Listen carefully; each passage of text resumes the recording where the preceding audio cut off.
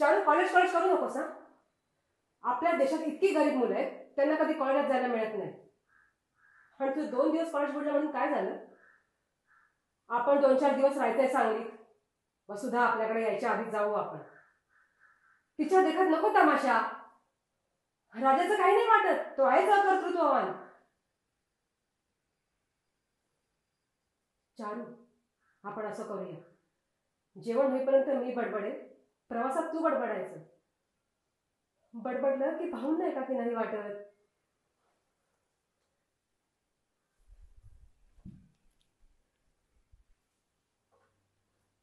सावकाश.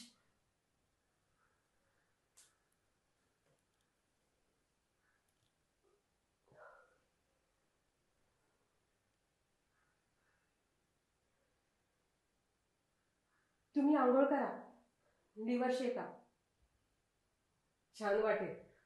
मी स्वयंपाक करते, हिरव्या मिरचीची चटणी करते झणझणीत. लिव्हरला झणझणीत बरं वाटेल, लिव्हरची कंड मोडेल.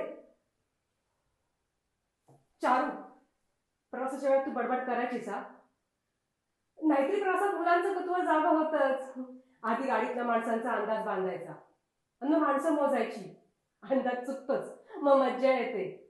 झाडं उलटी येताना दिसतात, ते का सांगायचं. चालू असलेली गाडी मध्येच थांबली की प्रवासी पुढच्या दिशेने झुकतात, त्याचं कारण सांगायचं.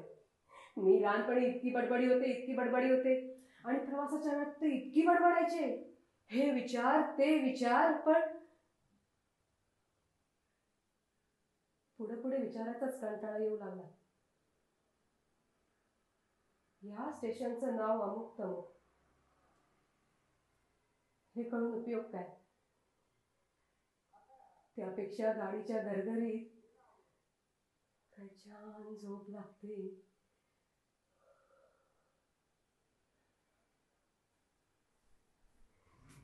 मी काश्मीरच्या प्रवासात काय छान झोपायची नाही का हो? भारताचा एक प्रांत संपून दुसरा कधी सुरू व्हायचा हे सुद्धा माझ्या लक्षात यायचं नाही. आणि तुम्ही सगळा काश्मीरचा प्रवास दारूच्या धुंदीत केला. माणसाला धुंदी पाहिजेच. चारू, आता सांगलीहून परतल्यावर धुंद होऊन अभ्यास कर. ती क्रांतिकारी माणसं असतात ना, अगदी धुंद होऊन गोळ्या घालतात. धुंदी असल्याशिवाय का कोण गोळ्या घालील? धुंदी नसेल ना तर माणूस साधं जगेल. साधं सरळ जगता येत नाही,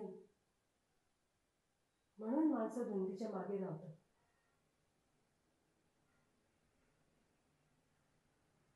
दारू पिऊन धुंद होतात, ध्येयाने धुंद होतात, पैशाच्या मागे लागून धुंद होतात.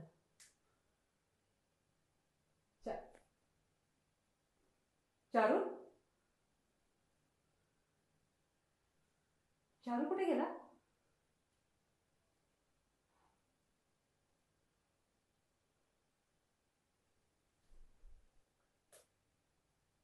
चारू बाहेर गेला तेवढं ते गंमत सांगू का? पण हसायचं नाही हा. मी पुरुष असते ना तर मी पण खूप प्यायले असते. हल्ली बायका पितात म्हणा, पण सुधारलेल्या. आता मी एवढी सुधारणार कधी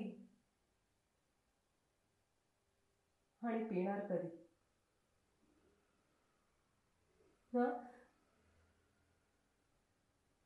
तुमची लिव्हर खूप खूप छान झाली ना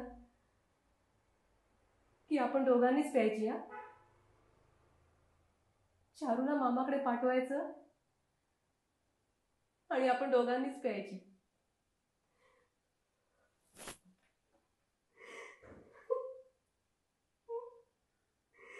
धुंद व्हायचंय मला.